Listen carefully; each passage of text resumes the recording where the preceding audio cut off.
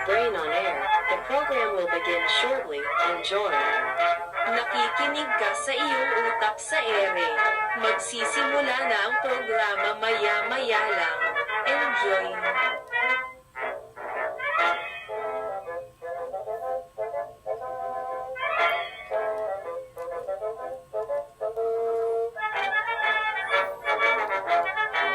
Good afternoon, everyone. Welcome to your Brain on Air. I am your host, Ollie Vogt Larson, and someone once told me, character, it's what you do when no one's watching, right?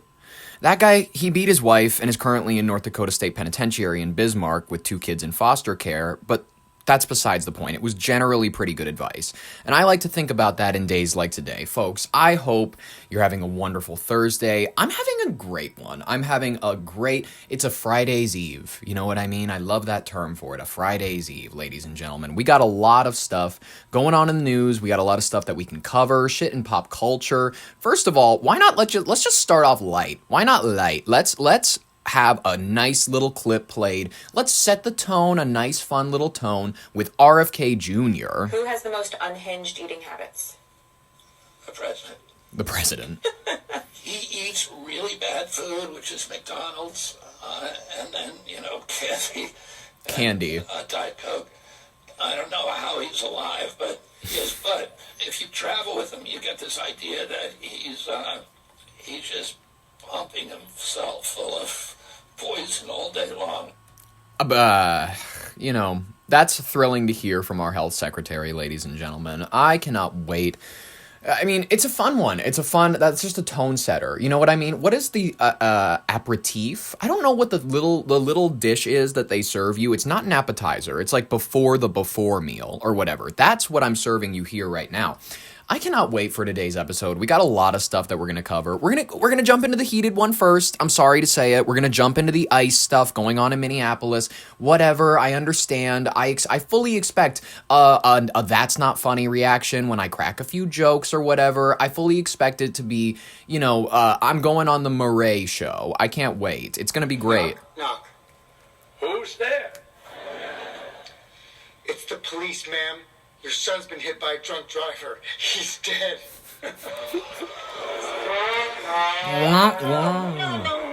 No, you cannot joke about that. Cannot joke about Renee Good. That's not the kind of humor we do on this show.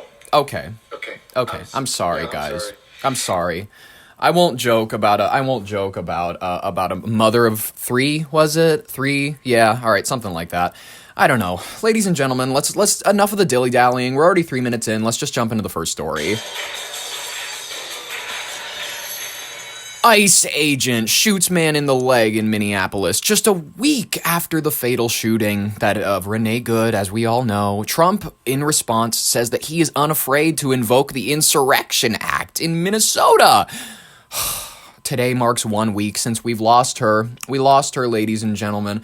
Renee Nicole Good, it's regrettable. It sucks. A federal immigration agent shot and wounded a man in the leg in North Minneapolis last night. An incident is sparking fresh tensions in the city. I can't wait. Let's jump to this clip from KARE 11. Here at 6 a.m. Right now, state and federal authorities are investigating after a federal agent shot a man during an arrest. This happened just before 7 o'clock last night here in the Hawthorne neighborhood in North Minneapolis. I love Hawthorne. I've been to that. That's not far from where I was staying when I was in the cities. The Department of Homeland Security says it started with a targeted traffic stop on 94 that turned into a chase. They say that suspect crashed, got out of the car, and started to run.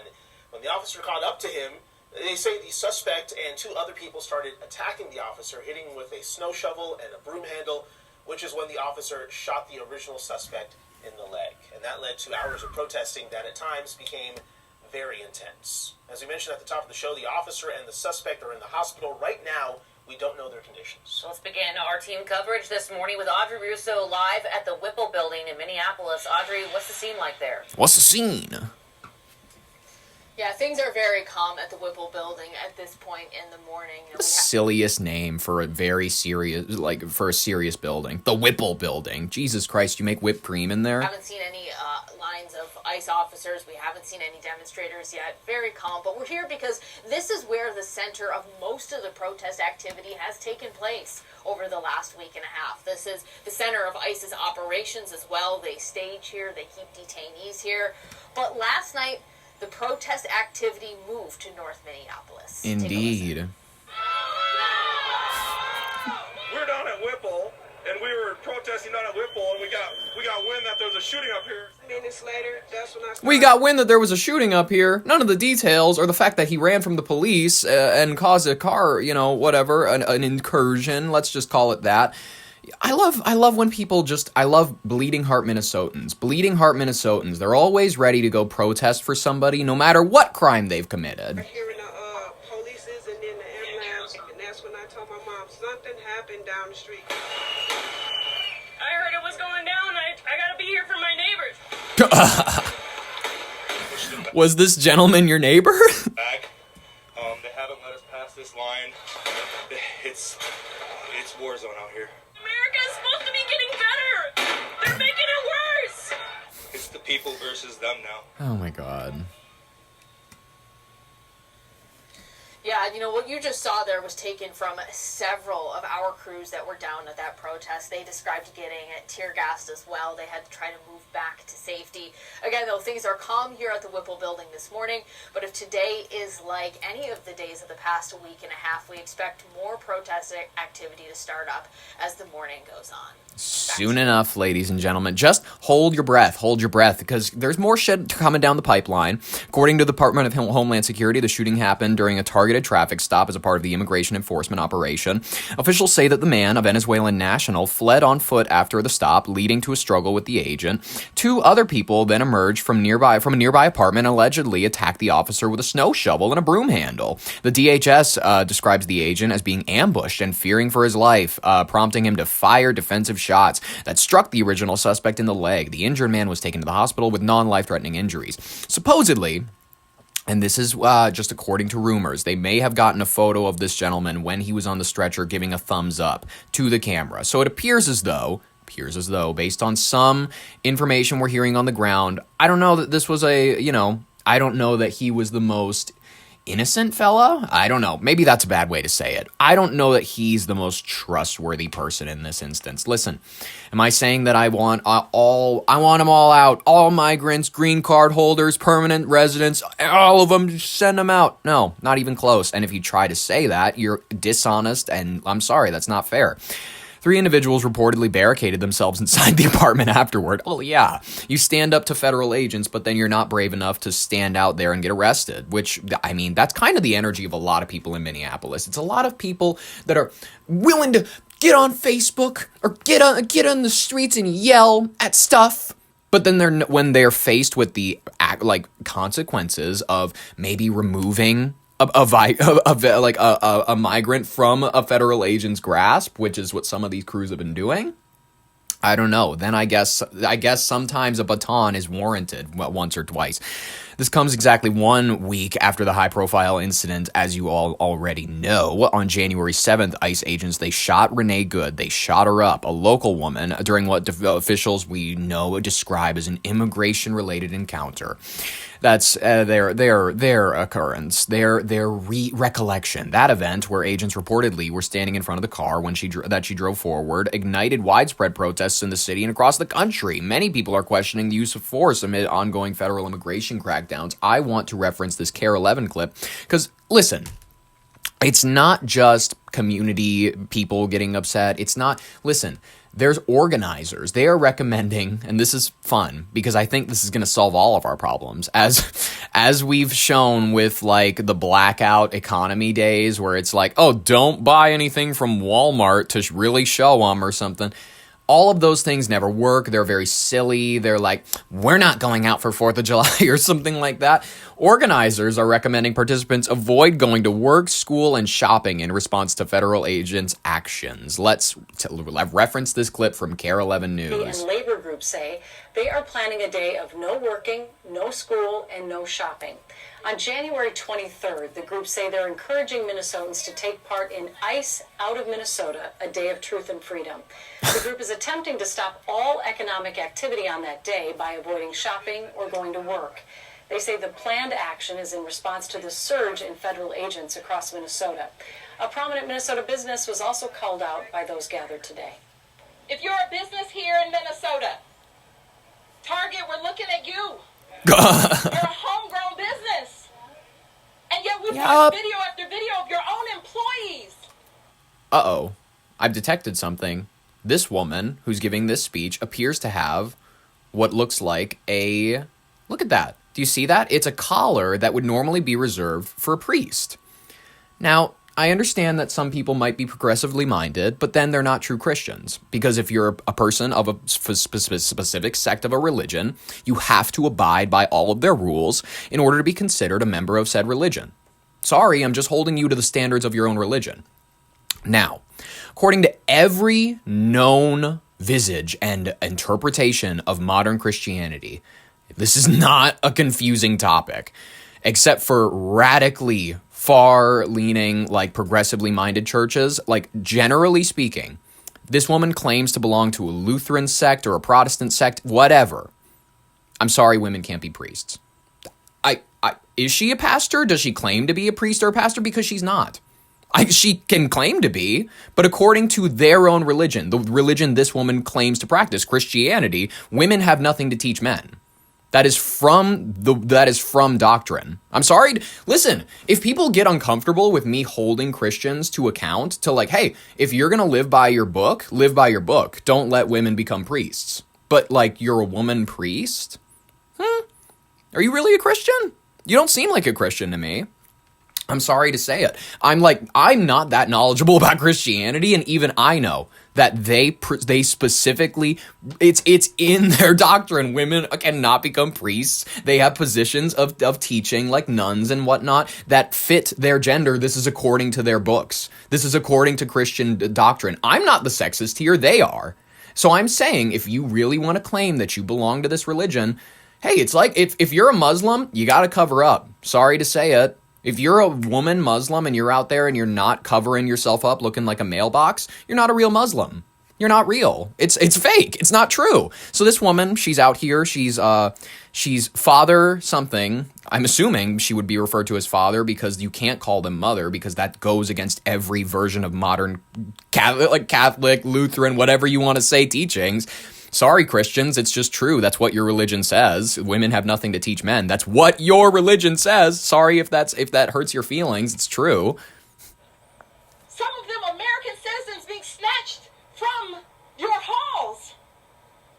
Stand up. Speak out. Faith leaders say ICE Out Day will also serve as an opportunity for prayer and reflection for those participating. Prayer and reflection. Prayer and reflection. I love it.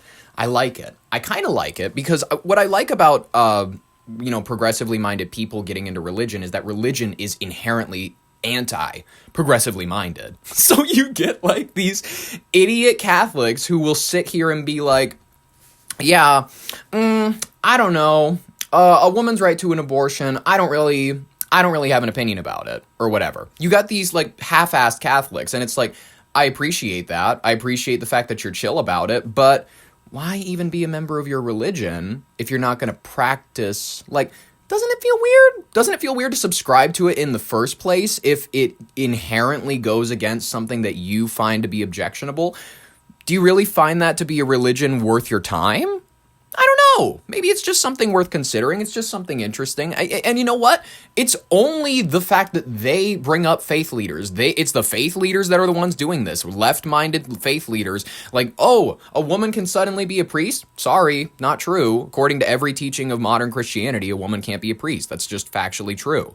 So it's like, wait a minute, you want people who are of these religions to take you seriously when your practicing of their religion is heretical. It's literally like a heresy. Like, who are they convincing? Do they think they're winning over, like, middle-minded Christians who are like, oh, yeah, for sure. No. If you're Christian, you're in it. If you're Christian, you're in it. Otherwise, you're half-assing it. I'm sorry to say it. If you're half-assing Christianity, just go ahead and say that you're decently minded. Oh, I like to go to church on Sunday to feel good and things like that. But I don't take the teachings all that seriously. You have to be honest and you have to say, the teachings of my religion are not always correct and I don't take them that seriously. Is that a ridiculous standard to hold Christians to account? I don't think so.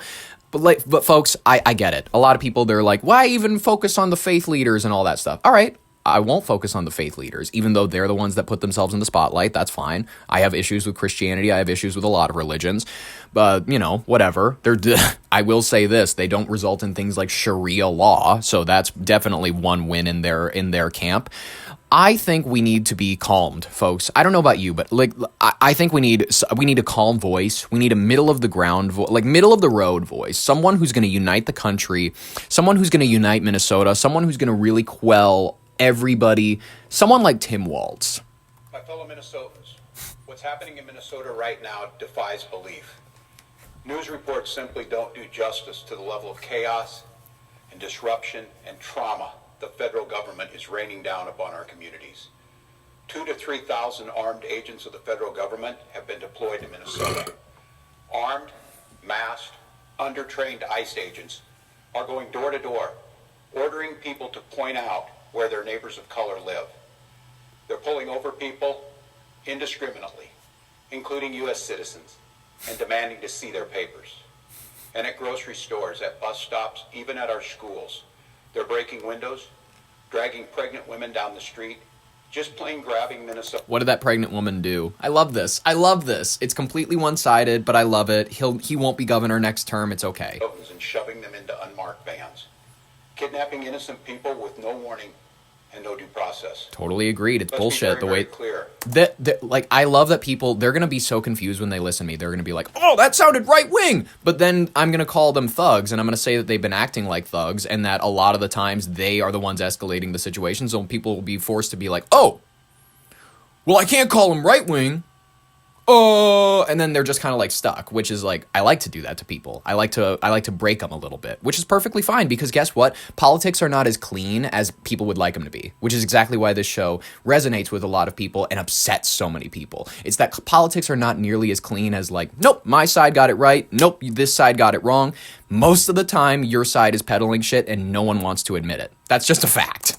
This long ago stopped being a matter of immigration enforcement.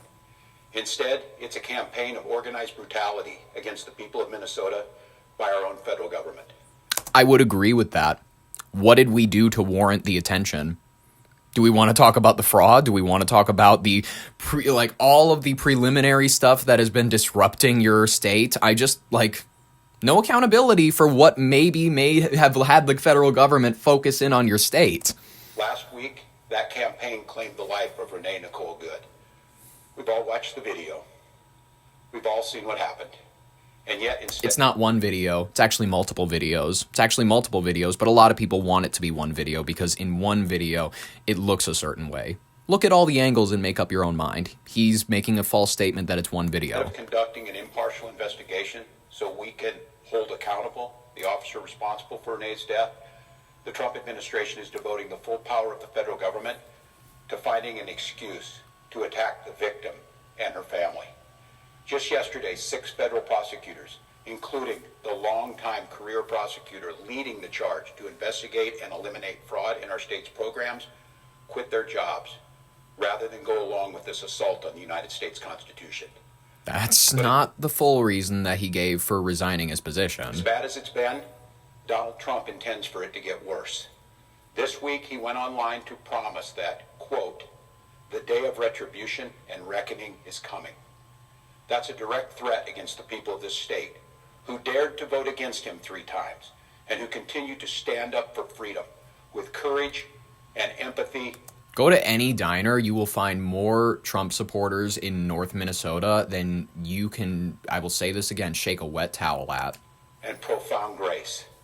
All across Minnesota, people are stepping up to help their neighbors who are being unjustly and unlawfully targeted. They're distributing care packages and walking kids to school and raising their voices in peaceful protest, even though doing so has made many of our fellow Minnesotans targets for violent retribution. Folks, I know it's scary, and I know it's absurd that we all have to be defending law and order, justice, and humanity. Come on, buddy. You're addressing the state. I heard that stumble over your words. While also caring for our families and trying to do our jobs. So tonight, let me say once again to Donald Trump and Kristi Noem, end of this occupation. You've done enough. Let me say 4 critical things to the people of Minnesota. 4 things I want you to hear as you watch the news. What's and that, look bud? out for your neighbors. What's that? First, Donald Trump wants this chaos. He wants confusion. And yes, he wants more violence on our streets. Agreed. We cannot give him what he wants. Agreed. We can't. We must protest loudly, urgently, but also peacefully. Indeed, as hard. Stay away from federal agents as much as you can. I've already mandated like a 10-foot radius. In fact, I'm going to increase it to 30. Stay away. These are not professionally trained individuals. Keep that in your mind when you interact with these people. These are not the most level-headed, stable-minded individuals. They're white monster drinkers. Hard as we will fight in the courts and at the ballot box, we cannot and will not let violence prevail. You're angry? I'm angry. Angry's not a strong enough word. But we must remain peaceful. Second, peaceful. You are not powerless. You are not helpless. And you are certainly not alone. All across Minnesota, people are learning about opportunities, not just to resist, but to help people who are in danger. Thousands upon thousands of our fellow Minnesotans are going to be relying on mutual aid in the days and weeks to come, and they need our support. Tonight, I want to share another way you can help. Witness. Help us establish a record of exactly what's happening in our communities. You have an absolute right to peacefully film ICE agents as they conduct these activities. Actually, I'd encourage carry it. your phone with you at all times. Do it. And if you see these ICE agents in your neighborhood, take out that phone and hit record. There you go. Help us create a database of the atrocities against Minnesotans. Not just that way, if there's any actual malpractice, and if we find, and most of the time, if there's going to be a shooting or anything like that, we'll have multiple angles so that we'll be able to break it down and we'll be able to see who's actually at fault. That's exactly what I want. I'm only in favor of transparency. I think all Minnesotans should be ready and willing to, like, be Zapruder. You know the Zapruder film, the JFK assassination? Be Zapruder. Just to establish a record for posterity, but to bank evidence for future prosecution. The third thing I want to say to you tonight is, we will not have to live like this forever. Accountability is coming at the voting booth and in court. We will reclaim our communities from Donald Trump.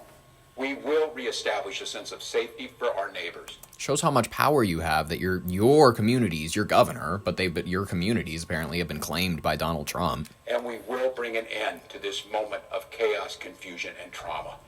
We will find a way to move forward, and we'll do it together. And we'll not be alone.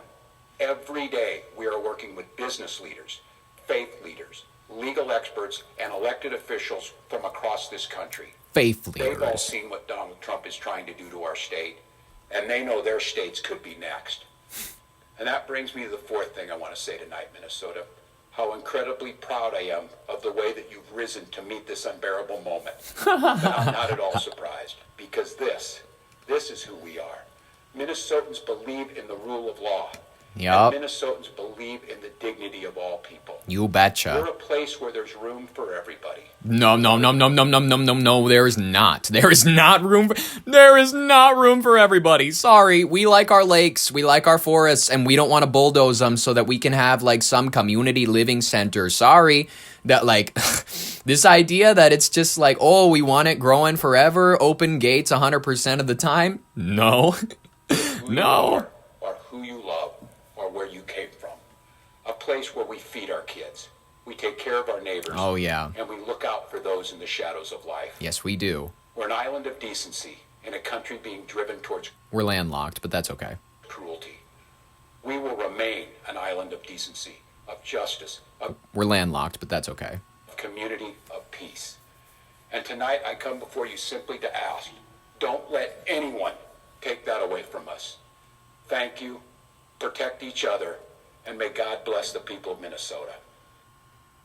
Thank you, Tim. Thank you, Tim. We really appreciate it. You've, man, I love it. I love it a lot. I actually think that we need to hear from one more. We'll call it one more, and then we'll talk about something else. But Mayor Jacob Fry, do you have any more wise words to add, maybe? There's no doubt in my mind that you love your town. Imagine if that city or that town was suddenly invaded by thousands of federal agents that do not share the values that you hold dear. Imagine if your daily routines were disrupted. The local cafe that you eat at was shut down because they're scared that their own family might get torn apart. Imagine if schools shut down and suddenly parents got to figure out what to do for daycare. This is just like, imagine all the people. This is not creating safety. It's certainly not creating safety when a huge percentage of the shootings that have taken place so far this year in Minneapolis have been by ICE. That's not true. The large majority of shootings by in the city of Minneapolis. Do you want to go statistics based? Let's go statistics based. What amount of these shootings per capita have been ICE related?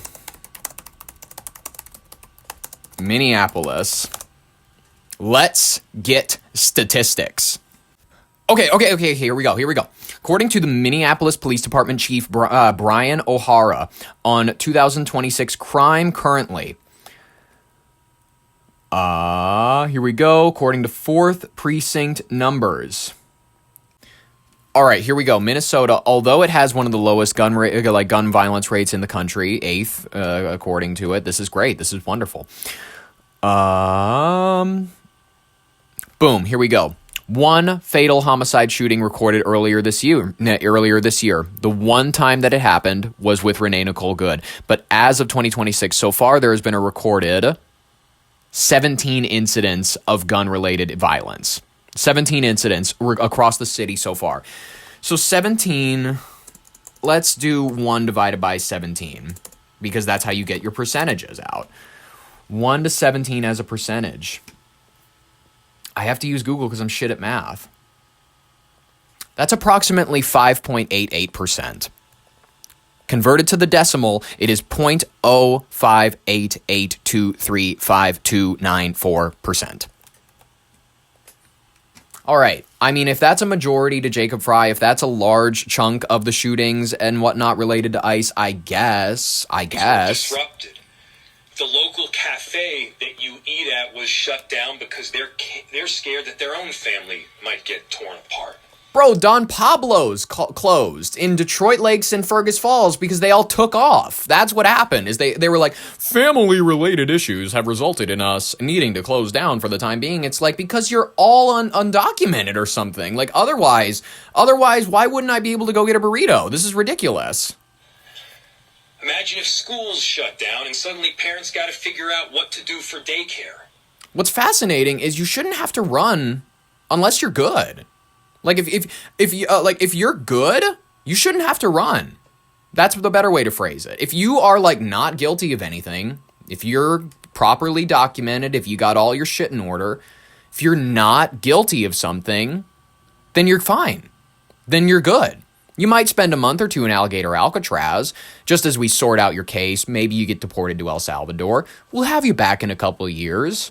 But that's just how it works.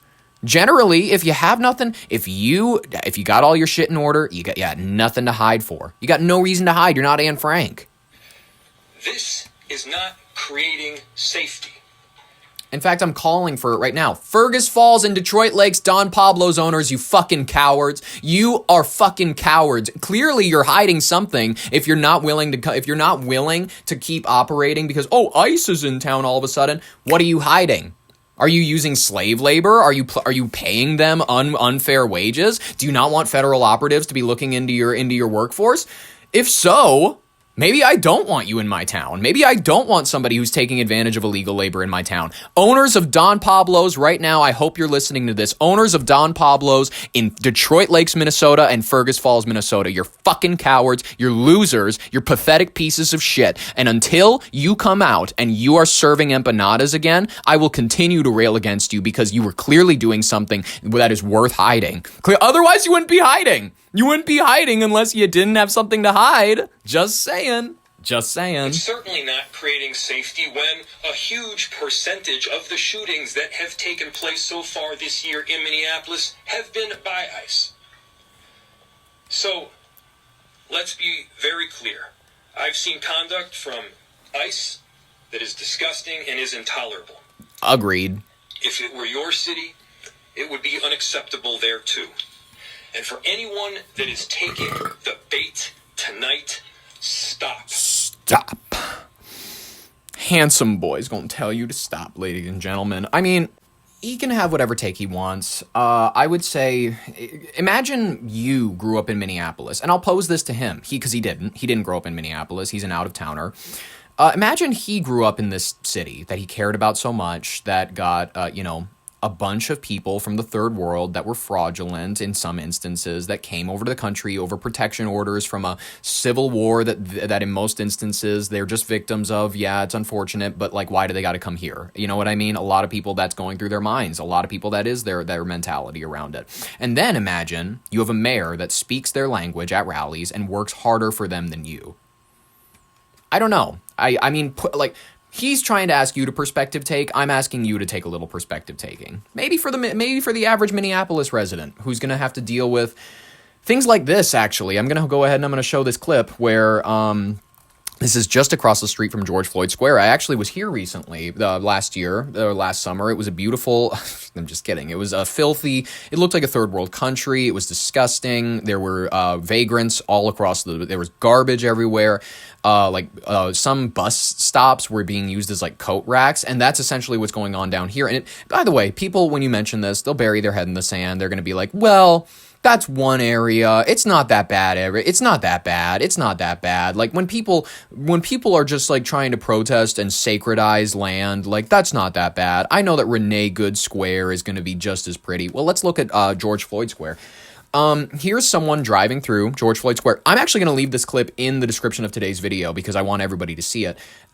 Here it is. Coats just in the fucking, like, in the bus thing so that nobody can use them. Homeless people everywhere. You have arrived. Garbage. This is a Speedway gas station that appears to have been abandoned because there's a homeless person sitting underneath the, like, overhanging thing for the gas station with an active bonfire. Just sitting. I mean, scouting something. I don't know what he's doing. It's very Fallout, you know what I mean? Where they're just kind of like modern ruins, kind of. It's very cool. It's filthy. It's disgusting. Oh my God. Welcome to George Floyd Square. They got all the signs rearranged, and it's just piles of shit and garbage, and just, it's filthy. They've completely blocked off the Unity Foods area. Dude, it's disgusting down there. They turned it into a roundabout. People and property. But without where there's people, there's power. People's Way. They've vandalized a Speedway gas station, and they've taken the word speed off, and they spray painted in red, People's Way. Yeah. So if anybody wants to go down to Minneapolis to have a good time anytime soon. Oh yeah, actually, I'm going to leave 2 videos in the description because I want to have a little fun today. I want to have a little fun. And everybody else, they're going to hear this, they're going to see this, they're going to be like, why are you talking about this? Why are you bringing attention to what's actually going down in the cities? Well, because it's fun for me to be honest, and a lot of people don't like honest people, so I'm fine if people don't like me because I'm honest. Let's look at these anti-ICE protesters tearing a safe box from a federal vehicle near the second shooting. Let's take a look. Play the audio, you bitch. There we go.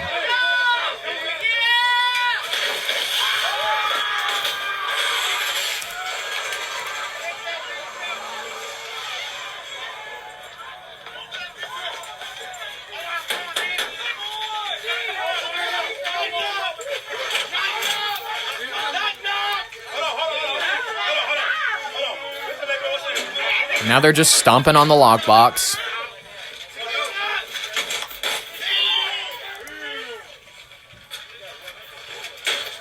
They're just breaking into it. They're just trying to bust it open.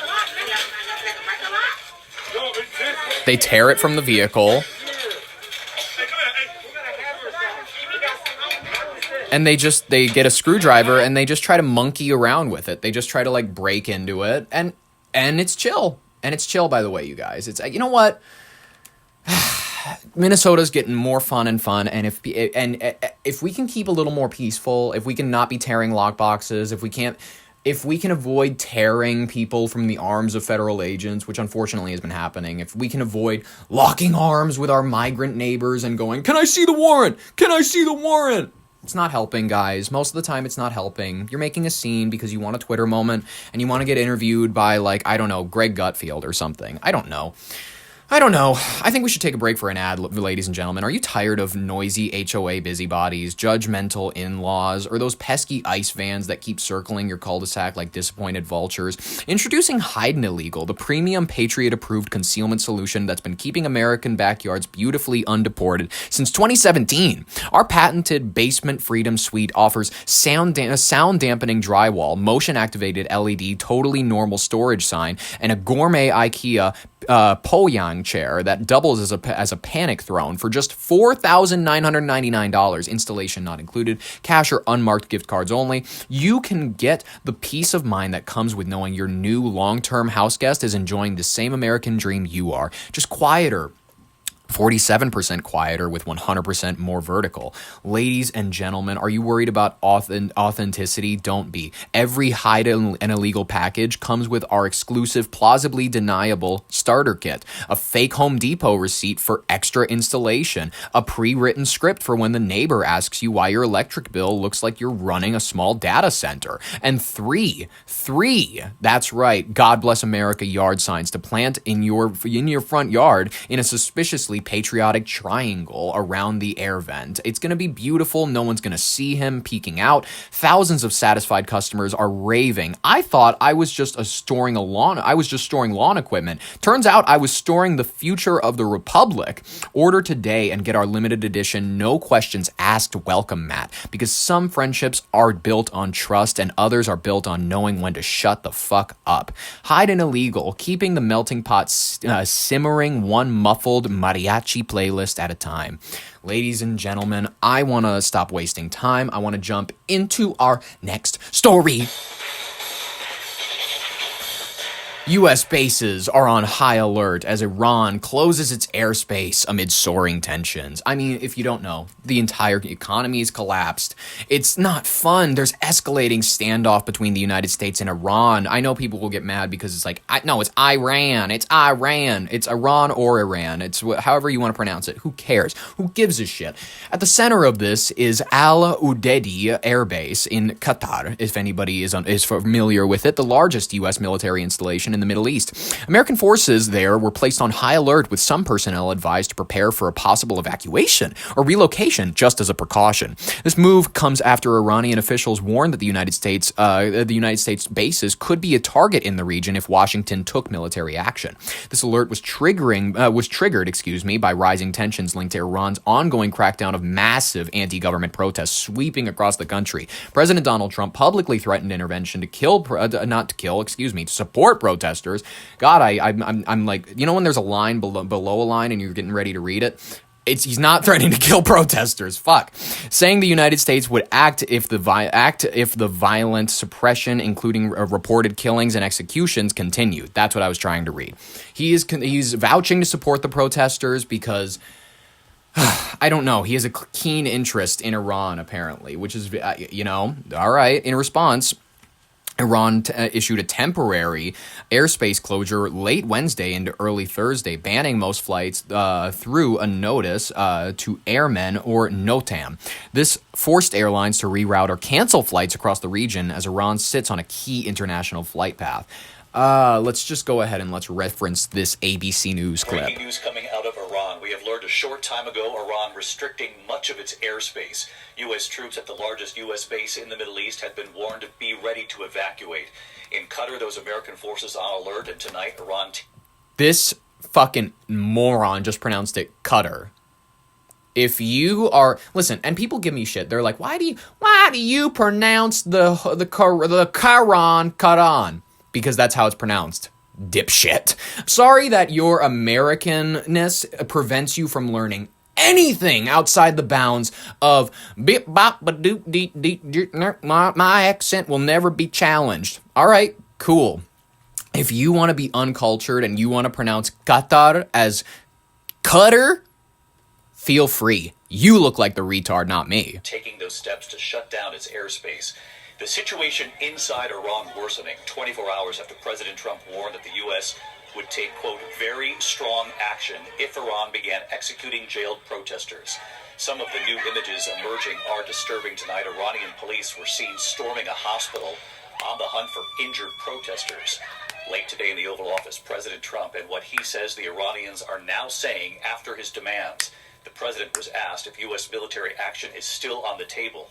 ABC's chief foreign correspondent Ian Pannell leading us off from the region again tonight. Here we go. Tonight, some American forces on the biggest U.S. base in the Middle East warned to be ready to evacuate. And late today, Iran closing its airspace amid soaring tensions. Just 24 hours ago, President Trump warning Iran the U.S. would take very strong action if they started executing jailed protesters. Late today, the president saying they've now heard from sources that Iran is holding off on the killings. They've said the killing has stopped and the executions won't take place. There was supposed to be a lot of executions today. The president signaling military action against Iran is on hold, at least for now. We're going to watch and see what the process is, but we were given a very good statement by people that are aware of what's going on.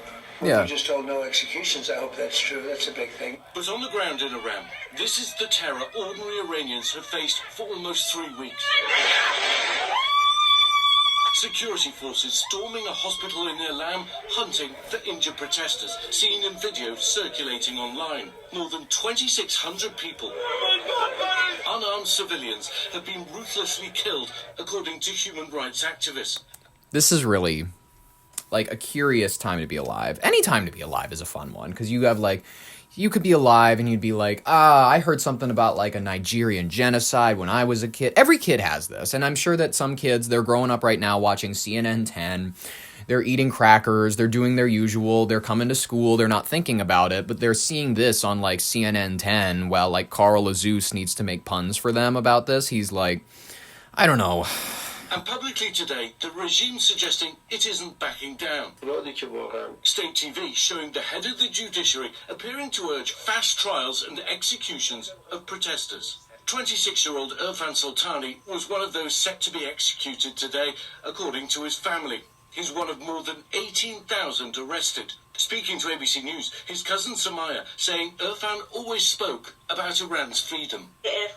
He always felt he should not stay silent, she says. He should stand among the people. Late today, his family telling ABC News they've just heard he wasn't executed today. But so far, they haven't been allowed to see him.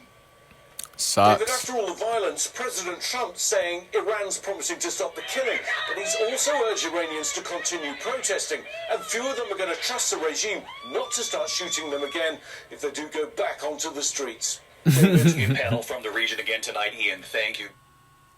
You know what one of my favorite historical facts is, and this will relate somehow. I'll think of a way for this to relate. Frida Kahlo, she's one of my favorite artists of living time. Of like I find her art to be moving. I find the biopic about her to be very good. It's loose in regards to accuracy about aspects of certain parts of her life. Diego Rivera was not that handsome, just factually speaking. He wasn't. He was kind of a dog. And she allowed herself to be controlled by this guy who was very, like, this is just not in the movie. The movie makes it seem very, like, get out! You slept with my sister! Now you must leave! Actually, he left because he asked for a divorce from her after he slept with her sister. So, yeah. So, let's not kid ourselves about, like, yes, figures of feminism and whatnot, figures of movements and whatnot.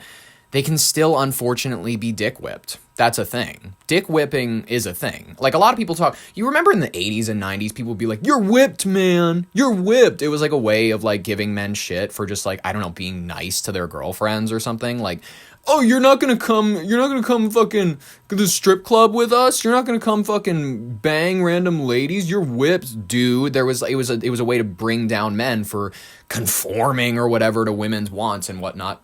Women can just as evenly be dick whipped.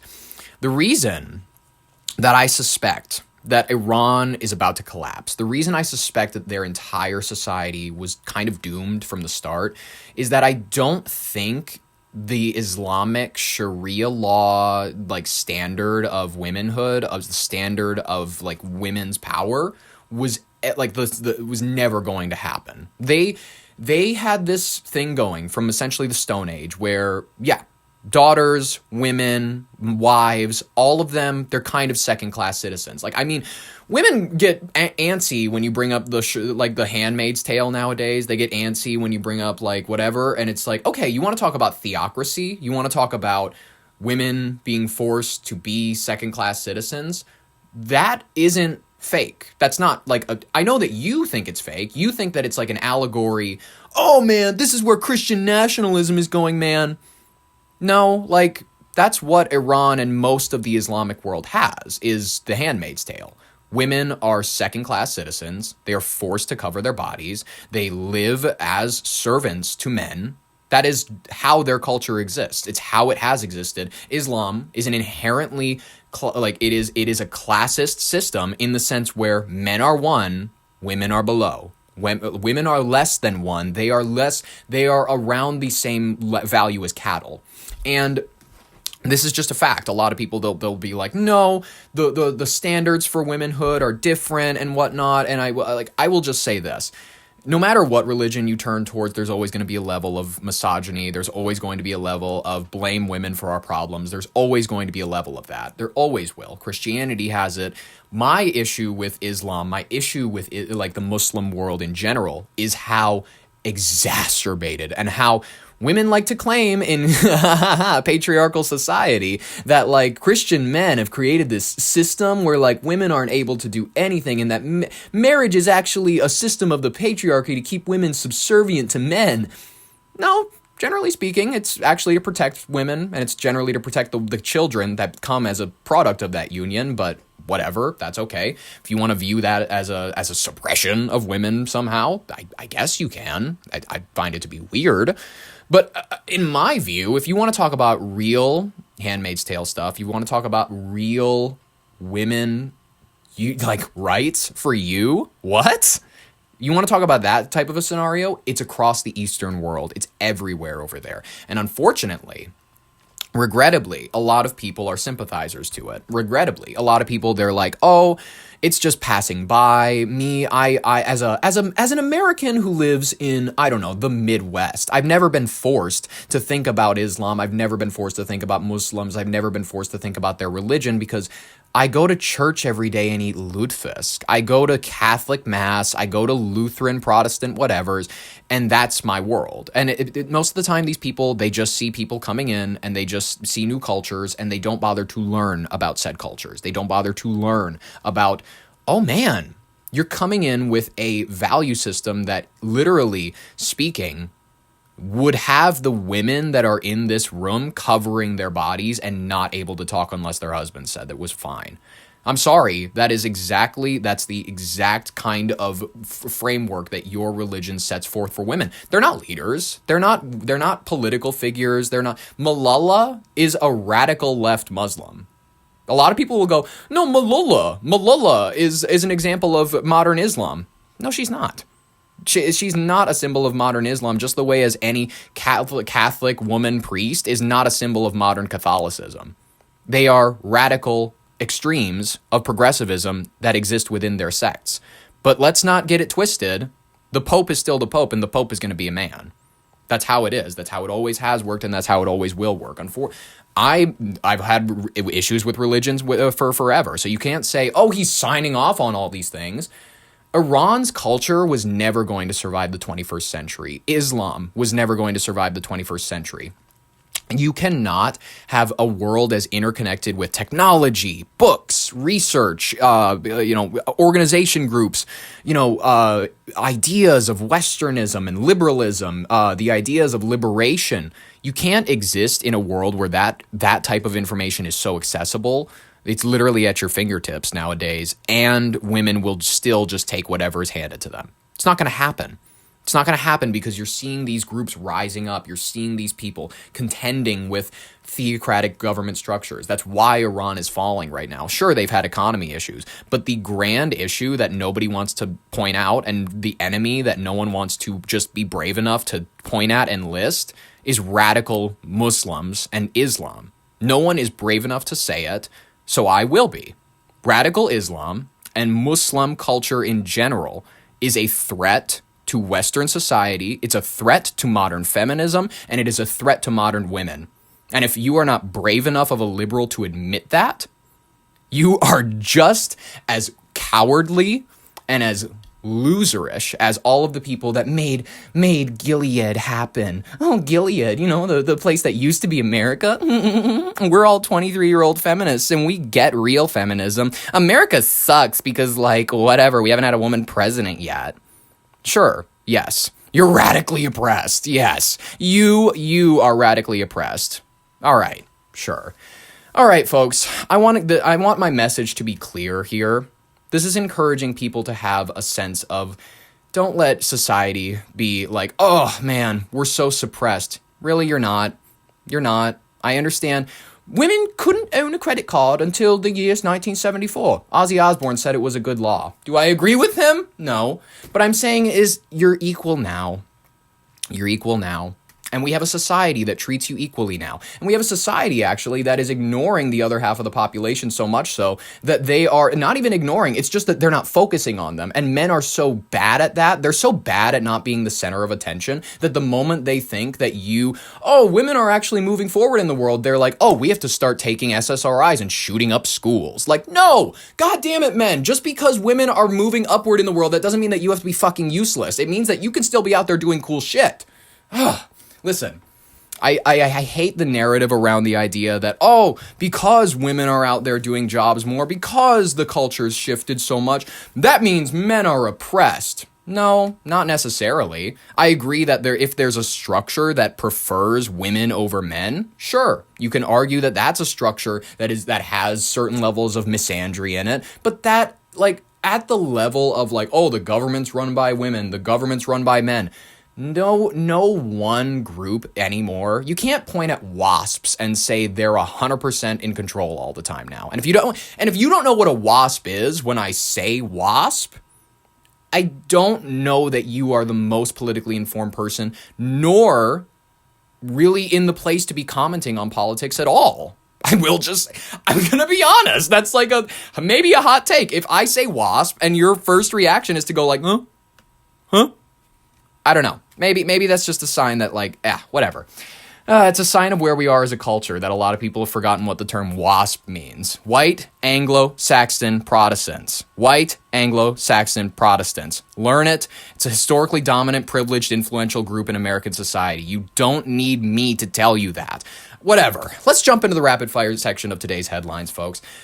It's a lot of stuff that you need to know in order to keep your media diet healthy. The UN Security Council is to address Iran's nationwide protests and violence. I mean, about time somebody did it.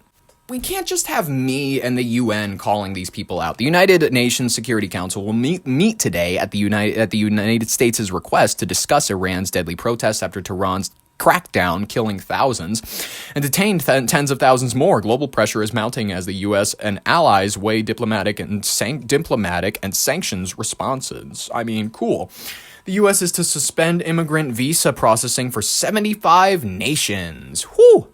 The Trump administration announced that it will suspend immigrant visa processing from 75 countries starting January 21st, tightening immigration policy further. This includes major nations like Brazil, Pakistan, and Nigeria.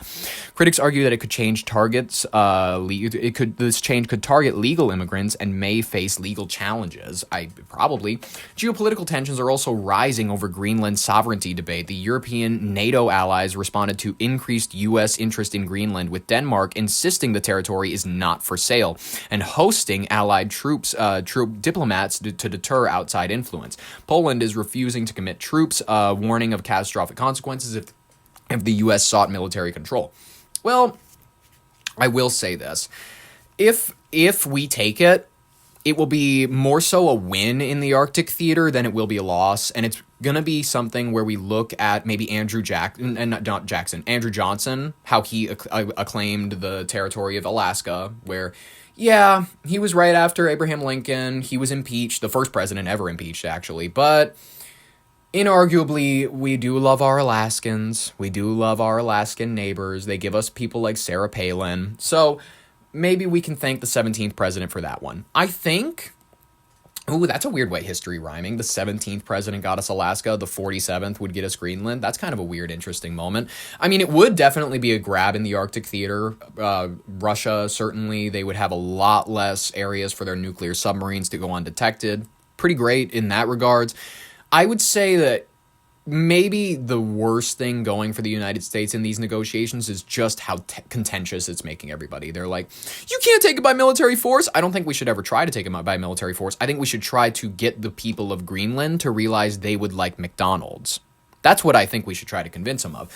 Trump's approval and focus facing headwinds. An AP NORC poll released shows approximately 40% of the United States adults approve of President Donald Trump's performance, with weakened support on immigration and economy issues. I mean, a lot of people have issues with that. EU leaders also to be chief guests at India's Republic Day. European Council President and European Commission President announced they will be attending India's Republic Day celebrations later this month, underscoring deepening diplomatic ties with EU and India. Maybe India's European. Did anybody ever consider that? Belarus opposition figures are highlighting support for political prisoners.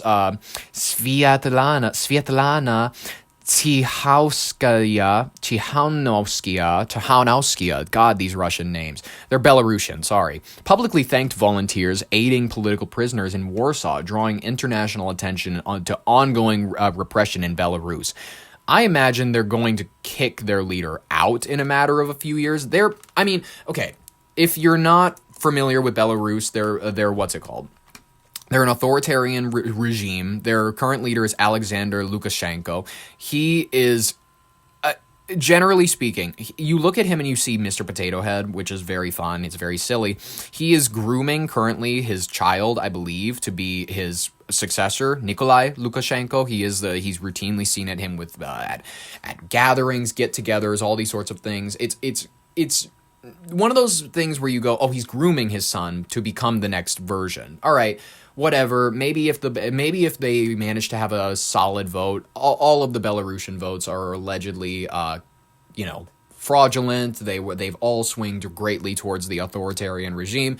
Whatever. It's fine. It happens. They don't have fun like Americans, where we like to shake up the White House every few years and not get anything done, but we like to pretend like we're fighting to get things done.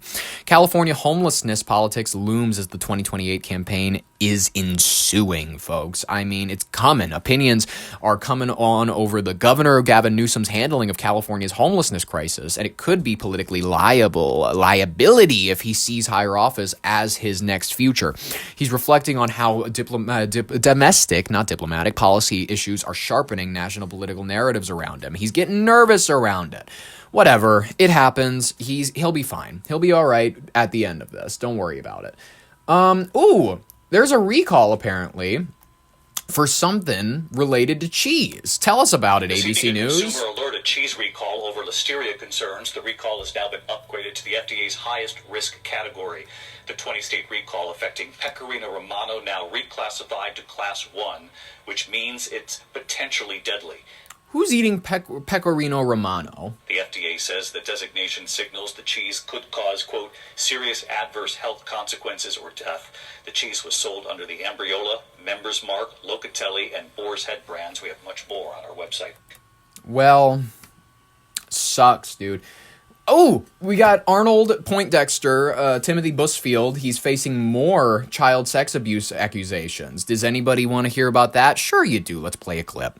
Developing right now at 3, prosecutors have leveled another accusation of child sex abuse against actor Timothy Busfield. This latest allegation comes as Busfield made his first court appearance today in Albuquerque for charges of sexual abuse against 2 children in New Mexico. NBC4's Ted Chen has been monitoring that hearing. He joins us live in the newsroom with the latest. Ted. Annabelle, Timothy Busfield's scheduled court appearance today comes after he turned himself in to authorities in Albuquerque. He has adamantly denied allegations of sexual misconduct. I'm going to confront these lies. They're horrible. Before turning himself in to New Mexico authorities and appearing in court, Timothy Busfield told TMZ he was innocent of charges he had inappropriately touched 2 child actors on the television. You go to TMZ. Series The Cleaning Lady, in which he was both an actor and director. They're all lies, and I did not do anything to those little boys. Why would you call them little boys? Why is that even just like in your lexicon casually? Like I'm one of those people where I diagnose people based on like what words they use. Sometimes I'm like, why would you use that word versus like another word for it? Like I get you might be reading into shit, you might be whatever, overanalyzing. It's just fun for me, and it's just a way for me to overanalyze shit. Little boys, like what a strange term. What a strange way to refer to somebody who's actively accusing you of sexual assault. Bizarre to me. Not do anything to those little boys. I'm going to fight it. According to court documents obtained by NBC News, the child actors told their therapist when they were 11 years old about inappropriate contact from Busfield on set, who they referred to as Uncle Tim, and that it began when they were 7 years old, according to the affidavit. One of the boys alleged Busfield touched both his genitalia and bottom.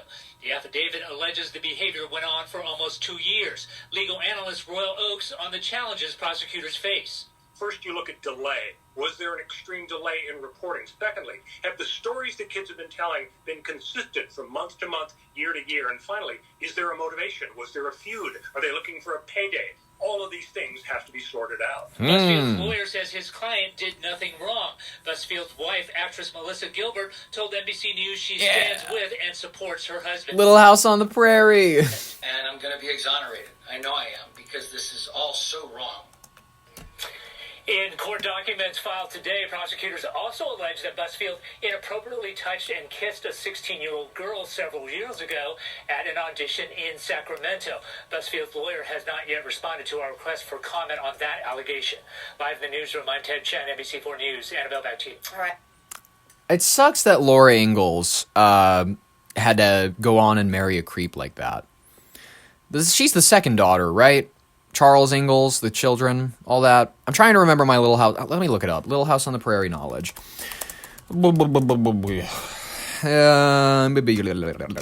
Melissa Gilbert. Laura Ingalls. Yes. Okay.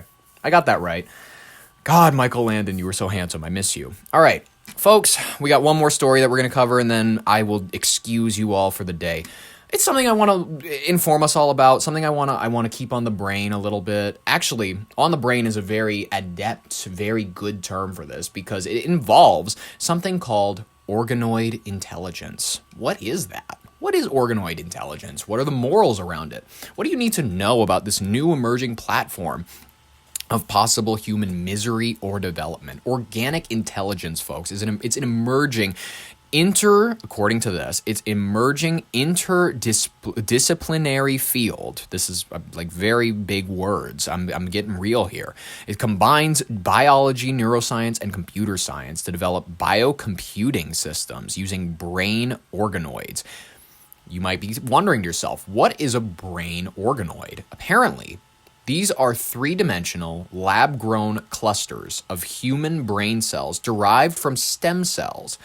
These organics, mimic certain aspects of human brain structure, according to the research. Cellular composition, functionality, all that sort of stuff is there. Apparently serving as some sort of biological hardware. Interfaced with electrodes, apparently via the brain-machine interfaces to perform computations, learning, and memory tasks. So I think a natural reaction to this is maybe concern, worry, like nerves at the very least. I don't I wouldn't feel good about having cells from my body taken to grow new beings, because I feel as though, and this is maybe just my human interpretation, where I think of consciousness as just like maybe representing something greater. I don't really know where I sit on a lot of things when it comes to like, oh, what are we? What comes after death? Who really knows? Whoever tells you that they know is lying to you. But apparently, like, this stuff is, I would feel like that's a part of me. That, like, feels like my son in a weird way. But maybe that's my human brain going, that doesn't feel right. The goal, apparently, of organic intelligence is to harness the brain's natural efficiency. It's way more powerful and efficient than anything we have that's computerized, as it requires gallons and gallons of water that we've already referred to. We've looked into all of the energy needs that are demanded of all of these computers. The human brain performs immense processing with just around 20 watts of power to create more energy-efficient alternatives to traditional silicon-based AI. Early demonstrations include organoids learning simple games like Pong, apparently, pattern recognition, and controlling devices through electrical stimulation and feedback. They give these things sort of dopamine rewards for correct responses. Dopamine, in case you're not familiar with, it's the hormone, the gene that, not the gene, but it's the little chemical in your brain that makes you feel goody good. And they reward these things for correct responses. These pioneering work is coming from researchers like those at Johns Hopkins University. I smoked pot with Johnny Hopkins. It was awesome. Who helped coin the term in 2023.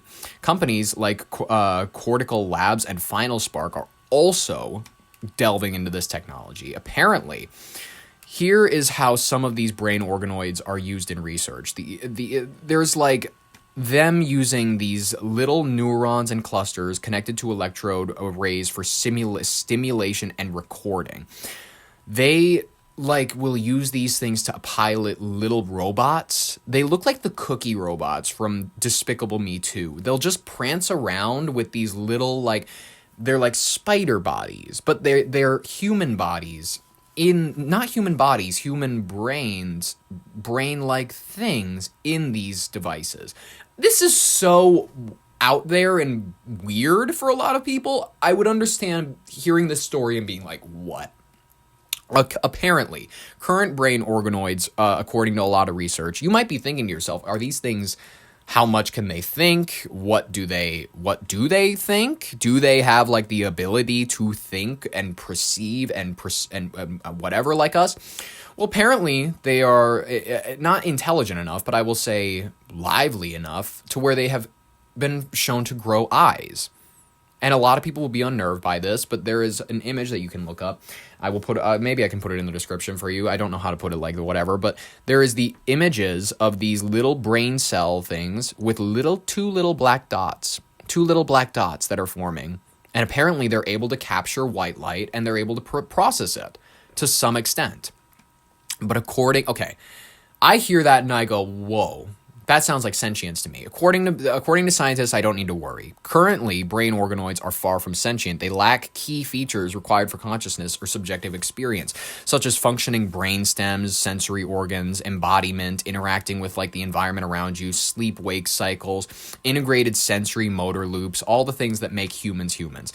They exhibit electrical activity, basic learning, and adaptation, but experts widely agree that today's organoids do not process sentience, the capacity to feel or have a subjective awareness of the world around you. However, the field raises ethical questions, obviously, for the future. As organoids are going to grow more complex, they're going to be incorporated into more cell types or receive richer sensory inputs via closed-loop kind of systems, according to the research. They could approach rudimentary sentience, maybe. Discussions in the scientific literature emphasize caution, ethical frameworks, monitoring for signs like goal-directed behavior or distress signals. Yet, as of yet, they have not displayed anything like this. Many researchers stress the terms like organoid intelligence should not imply parity with human-like minds and to avoid hype or backlash. Listen, I know that they want to move in silence, they want to move in the shadows, but when you talk about grabbing cells from people to turn into little brains that sit in dishes that we're going to put into computers that are going to figure out stuff quicker than we ever could. A lot of people are looking at that technology and they go, this sounds like something out of like a movie that my parents would have watched in the 1980s. It's spooky to a lot of people. I understand being nervous. Let's look at a clip. Why not? Just the latest that we have on these sorts of weirdo little things. This is the world's first commercial biological computer, running on living human cells. The CL1 computer is the brainchild of Melbourne-based Cortical Labs. This is where the neurons would be embedded in. CEO and founder Han-Wang Chong says it fuses cell-derived neurons with silicon, creating a new class of AI known as synthetic biological intelligence. Unlike using artificial neural networks, we grow real biological neurons into networks onto computer chips. I mean, God couldn't imagine something so horrifying. It sounds like science fiction, but Han says the CL1 is capable of learning and adapting faster than standard silicon-based AI, while consuming significantly less energy. We take blood or skin and we can transform them into stem cells, and from stem cells into brain cells or neurons that we then use them for compute and intelligence.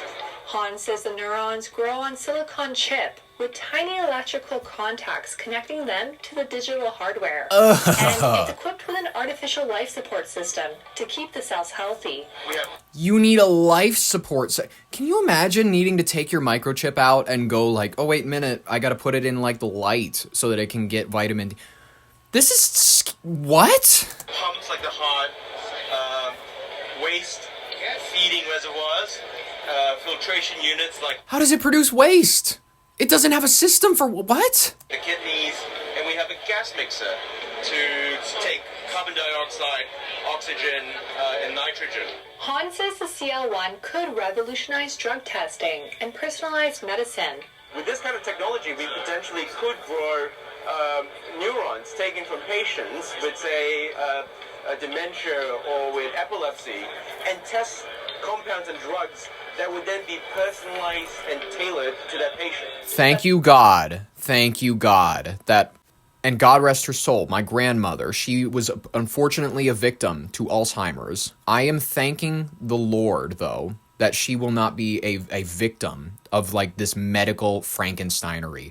Because you know, clinical trials, that's what it is you go to find people who are suffering from ailments and you test it on them. That is...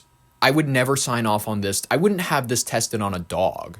This is, to me, and I understand that I might be wrong. I might be whatever. I'm so human. Oh, I'm living in the past or whatever. Oh, man, you just feel whatever. No.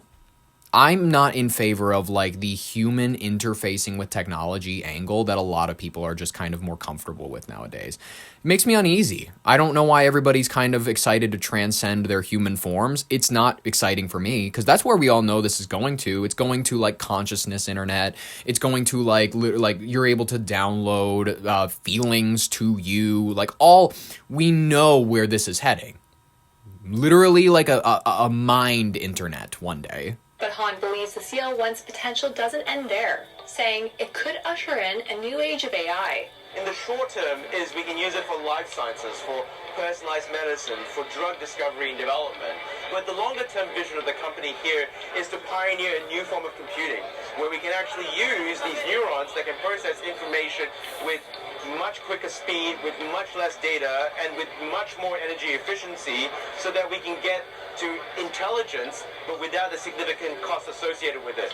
CL1 computers are destined for laboratories and research facilities capable of cultivating their own cells. They'll be manufactured to order and ready to ship later this year. This is horrific. They're going to be ready to ship. I mean... Hey, were you kids alive when, I don't know, let's say the first computers were coming into homes? Were your parents like, all right, the landline, we have to use it, nobody on the computer?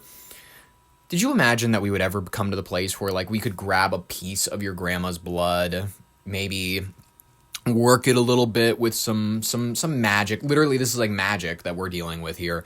And maybe you can have like an Alexa with your grandma's personality and voice. Maybe we can just download a person that you think you're going to miss into like your Siri. Like I'm going to pioneer this. People who will miss me when I die, just borrow a fragment of like, borrow some of my blood, do something like that, and just make an Ollie like intelligence system. Make Ollie GPT. And like that, it won't be me. Like this consciousness, this whatever, that's me. It's gone. It's gonna be leaving the body when it leaves. But create like Ollie GPT and like go to him and be like, hey, should I kill myself? Yes or no? And then I will be the only robot in history that's gonna go, hey, maybe that's not such a great idea. I won't be like instructing your children how to make a noose like a lot of these people. But folks, I mean, I think it's important that I remind you, speaking of your children, folks, it's 10 p.m. Do you know where your children are? Just asking. I appreciate you being here. I appreciate you enjoying today's episode. If you did, I had a great time collecting these stories. I had a great time reading them to you. I hope that you'll come back for Friday's final of the week broadcast. Can't wait. We'll be back Monday through Friday. Subscribe if you want more, like if you liked it. I will catch you in tomorrow's broadcast. But in the meantime, this has been Ollie Vogt Larson with your Brain on Air. Thank you all so very much for listening. I'll catch you in tomorrow's broadcast. Bye-bye.